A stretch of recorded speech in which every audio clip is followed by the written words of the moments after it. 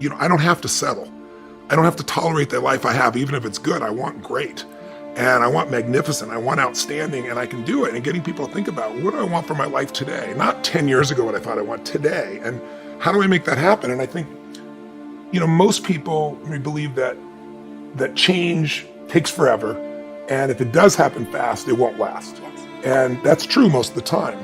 But when you actually change the priorities of your nervous system, when you rewire yourself day in, day out, 5, 6 days in a row in the environments we create, it lasts. You get huge changes. You know it from your own experience. I'm anchored to how I learned originally.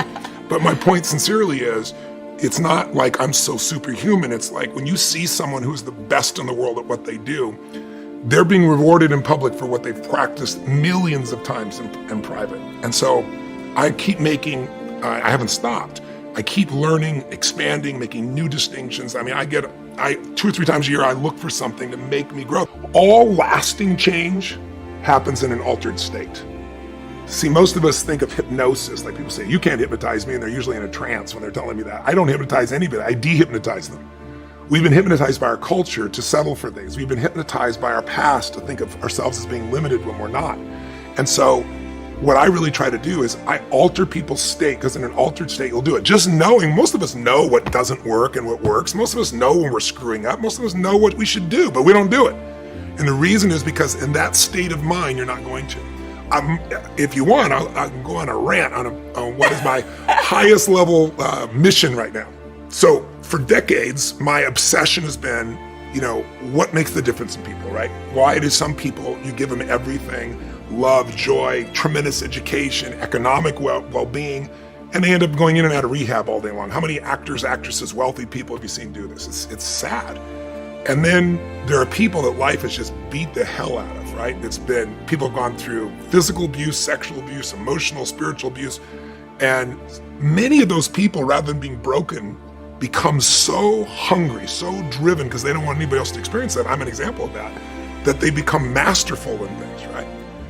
But along the way, I was like, okay, so what am I really about? I said, my real mission is to help people get what they really want and help them have what I would call, you might say, I want to lose weight, I want to make more money, I want to have a better relationship, but what people really want is an extraordinary life, a magnificent life, which to me is life on your terms. Not Tony's terms, not your friend's terms, not even your spouse's terms. Like, what is going to light you up in this life? And once people know what that is, you need 2 skills to get there.